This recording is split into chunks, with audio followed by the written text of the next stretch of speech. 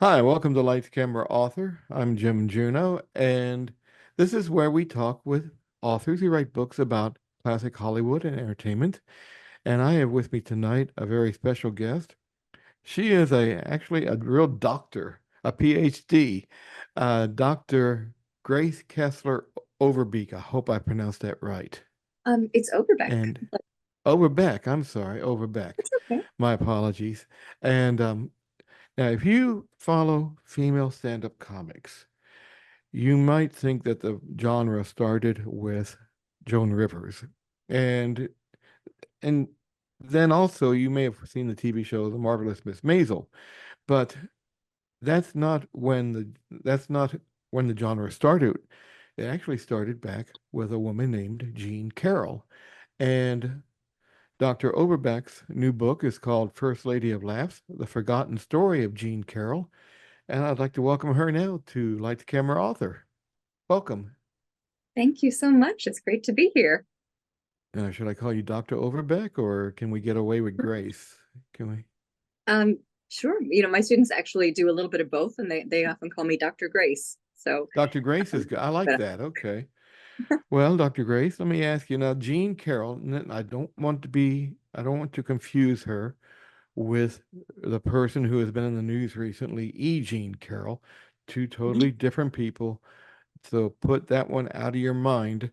Jean Carroll was a stand-up comic in the vein of Joan Rivers. I would say Joan Rivers kind of was inspired by her.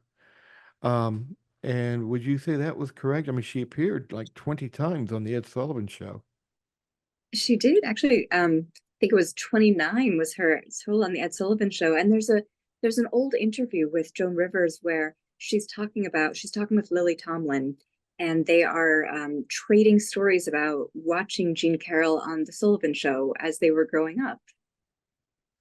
Yes, and for everybody out there who's seen the TV show, The Marvelous Miss Maisel, fine TV show.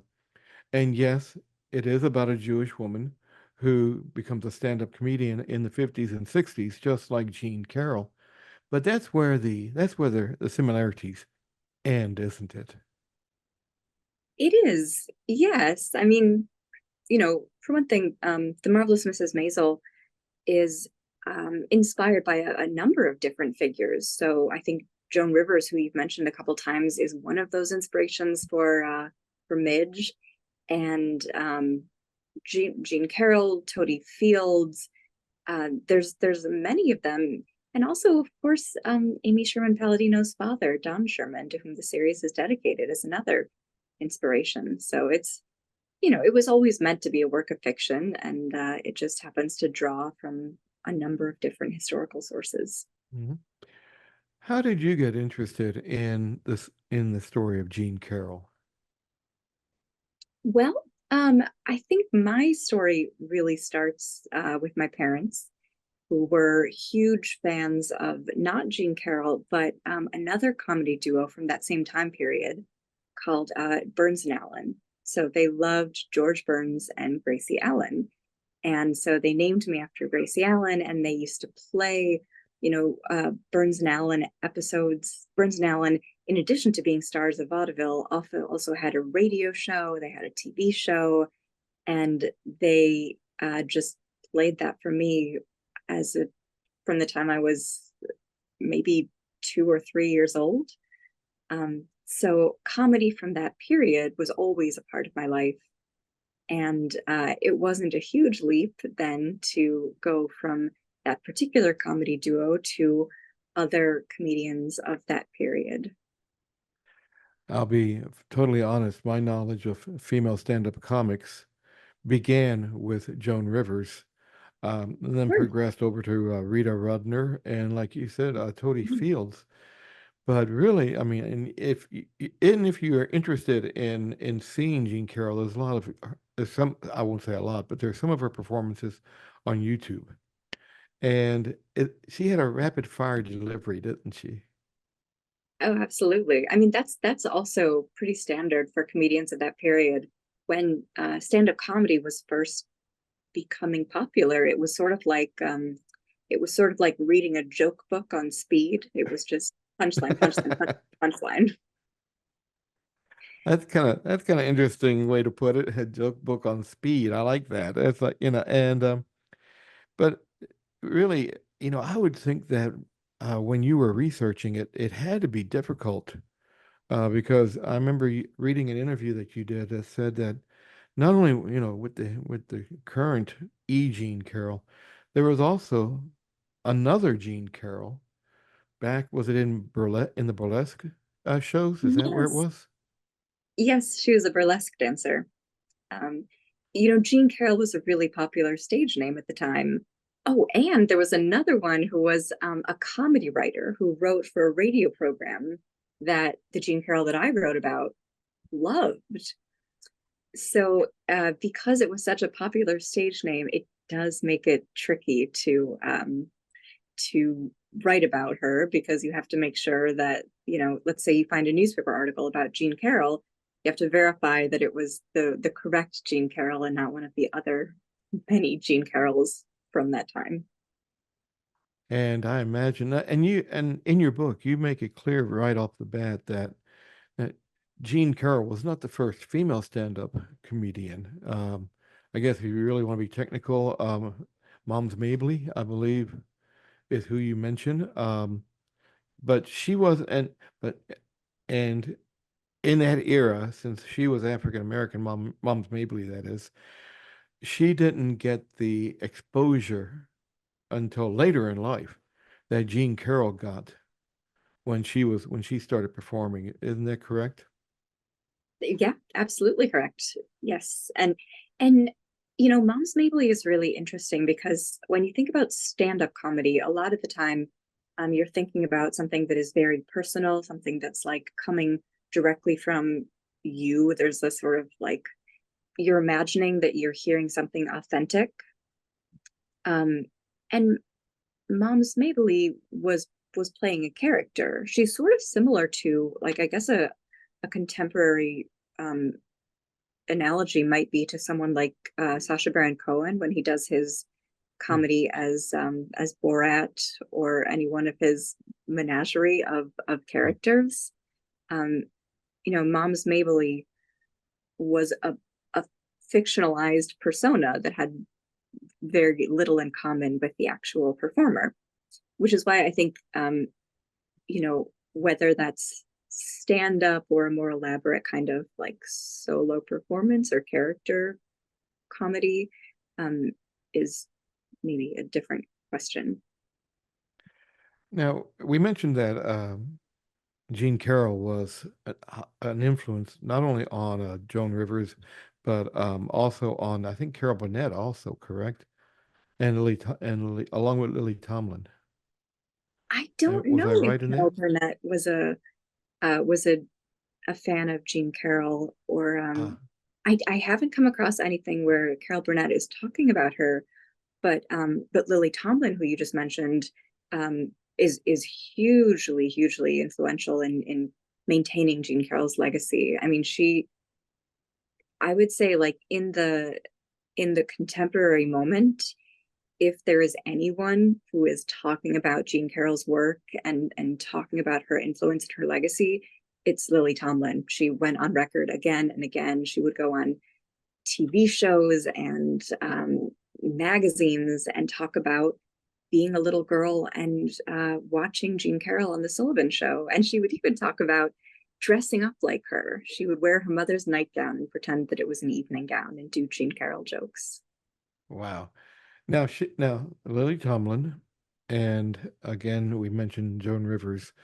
Uh, we're mentioning her so often that she ought to get royalties. The They were influenced by Carol. Who was Carol influenced by though? She was really interesting. She was one of the things that she was deeply influenced by was radio melodramas. She was an avid listener to different like radio dramas, the typically romances, and so she would do parodies of those. She would play with the different character tropes from these like radio romance shows. She was also really inspired by comedians like Eve Arden and Lucille Ball.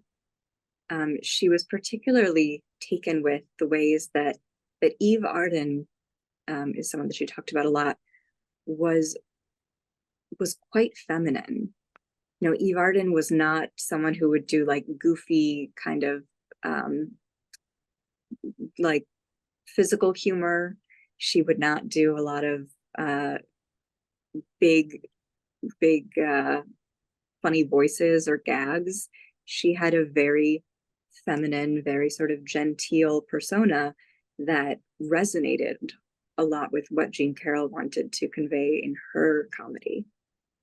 Really? Now, see that I would not have guessed that because I mean, well, I'll be honest again. Eve Arden, I did not watch Our Miss Brooks when I was growing up, but I know her from Grease, Oh and my, yes, Miss Lynch, right? yes, the principal, yes, indeed, and that's where I knew her from. But again, I mean, I can see where Jean Carroll could draw influence from some of Eve Arden's early work. I'm saying early television work. Um, Mhm.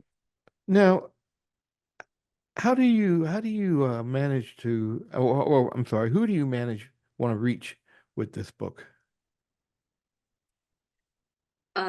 That is a question that Taylor I ask. Swift. You want to reach Taylor Swift, don't you? know? I mean, oh yeah. So you may have read before that there was once, as I was writing this book, I made a like just an exercise out of kind of writing down like who is my imagined audience? Who do I imagine myself writing for?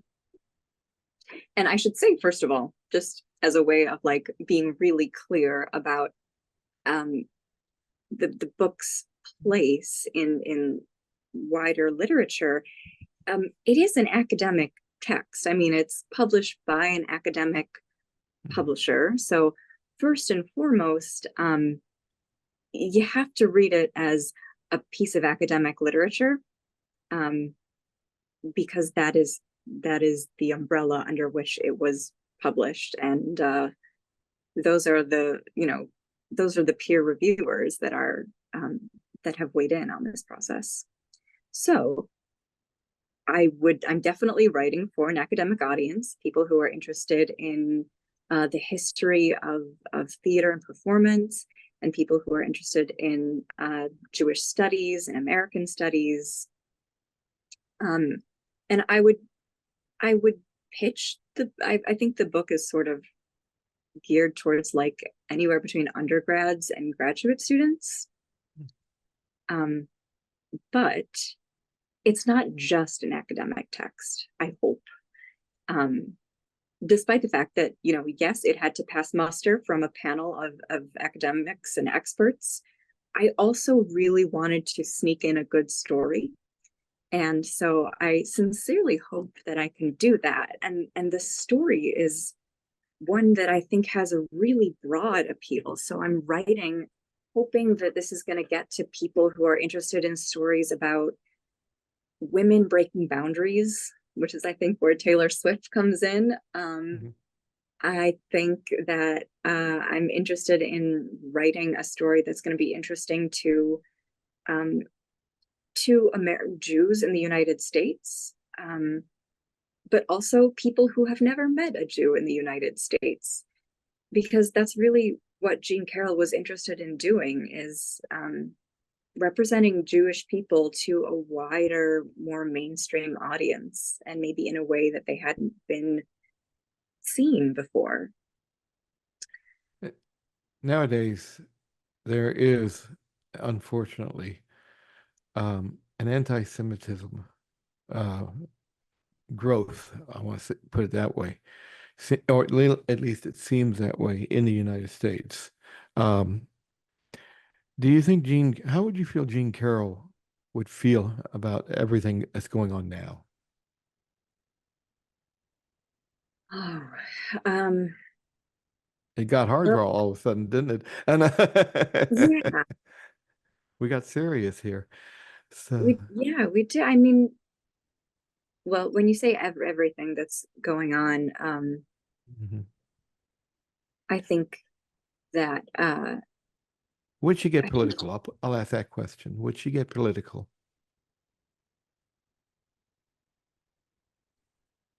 I actually don't know that she would. Um, Mm, she really didn't see herself as like she didn't call herself a feminist. She didn't call herself, a Jewish comic. She saw herself as an entertainer and a comedian and a storyteller. And she really didn't want to like wave a flag or hold up a banner too much for any cause that people wanted to put on her. She said later in life, she said, I really didn't see myself as like going out and fighting for the female sex. I knew I was good at telling jokes. And so why not tell jokes? Um, so I think that she would probably not formally align herself with any one political stance or mm. ideology. Well, Um, back in that era, also, you didn't see a lot of political humor on television or even in nightclubs. It was a different atmosphere. I mean, by design, and like if you're thinking about the 1940s and 50s, there was a television code that would specifically prohibit people from getting too political because television had to be family friendly. People they were very concerned about bringing a nightclub into the living room, and so whatever you put on the air had to be appropriate in case children saw it. Mhm. You mentioned in your book that Jean Carroll was Jewish without mentioning the word Jewish, Mm-hmm. which is rather hard to do. I mean, that is quite an achievement, isn't it? Well, I don't know that it's as hard as it might seem, because there's she would mention it in subtle kinds of ways. So one of the ways that she would do that is by using Yiddish syntax. So Yiddish is a language that is sort of a hodgepodge of different languages. There's a little bit of Romanian, there's a little bit of Hebrew, there's a whole lot of German, and it's a language that was spoken by many Eastern European Jewish immigrants. And so using a little bit of Yiddish would be a way to signal, I am from this background without literally saying I'm a Jew. But Hmm. even using like Yiddish inflected grammar. So like in Yiddish, and I won't get too into the weeds with this, but instead of saying like I want you to buy me some tea, you might say I want that you should buy me some tea. Oh, I That see. would With be the inflection. well, I want that you should Okay, is a Yiddish grammatical structure. So I if see. someone Okay. is saying in English, I want that you should buy me some tea, or I want that you should open the door, or I want that you should uh, call me Susie or whatever. That I want that you should, that way of speaking signals Yiddishness or signals that you're a Yiddish speaker without actually even using Yiddish language. So even that it's indirect. But if someone were to listen and they were themselves a Yiddish speaker, if they hear that, like, I want that you should construction, they would know, like, oh, that's a Yiddish speaker. That's a member of that's Yeah. a Jew. Let me ask you, what did you find out about Jean Carroll that surprised you? Or what was the one thing that surprised you most? Oh gosh. Okay. Well, it was a little that she got caught up in um this sort of scandal among the tabloids that uh she was vindicated. She would this it was I'll start by saying it was not true according to the court. But the thing that surprised me is that it was alleged that she had an affair with this man who was married to a model, and to try to resolve the affair, she allegedly sat down with the man and her husband and his wife, the model, to try to talk it out. And then she wound up uh, hitting the model with her purse. And Mhm. there was a spate of articles that came out all about this rumored assault, and of course then it was found out that this was not accurate. The court ruled that this didn't happen, and that these articles were libel. But that was not something that was on my bingo card for researching this book. I didn't expect to find like a scandal with Dorothy McHale. That's right. And not only did she have to deal with being Jewish in the 50s and 60s when, let's face it, it was you just didn't see too many Jewish people on TV at that, but to be a female stand-up comic, I mean, even up to I want to say the 80s with John Belushi's attitude on Saturday Night Live that women aren't funny. I mean, that's 30 years after the fact when she broke on the scene. So she must have faced, was it, I guess, a misogynistic atmosphere? Yeah. So I want to wind back a little bit to say that it wasn't that it was uncommon to see Jews on television. There Hmm. were many, many. I mean, at this point, there was a point in the 1970s when um, I think Time Magazine gives a really, really astonishing statistic about Jews being something like 70% of the comedians in mainstream media. Um, Okay, so yes, comedians, yes. Uh-huh. right, yes, I Uh-huh. mean, so there was a large cohort of Jewish men um, in stand-up comedy, even in this sort of like first generation. I mean, Milton Berle and Henny Youngman, and the list goes on. Um, but what set her apart really is her gender, that she was the only Jewish Hmm. woman. And so while these Jewish men were doing tons of bits about, oh, my wife is my and the she's got a black belt in shopping, take my wife, please, etc., etc. So you had the idea of this Jewish comic's wife, but there wasn't the Jewish wife to speak up for herself until Jean Carroll. And yes, it was not always a very popular move, and there were many audiences, male and female, who were not interested in hearing a woman stand up comic. It's great that things have changed so much from 60 years ago, 50 years ago, um, 70 years ago now. Uh, Dr. Grace Kessler Overbeck is the author, and the book is First Lady of Laughs, The Forgotten Story of Jean Carroll, which is forgotten no more. Dr. Overbeck, Dr. Grace, I want to thank you for being on Light Camera Author tonight. Oh, thank you so much for having me.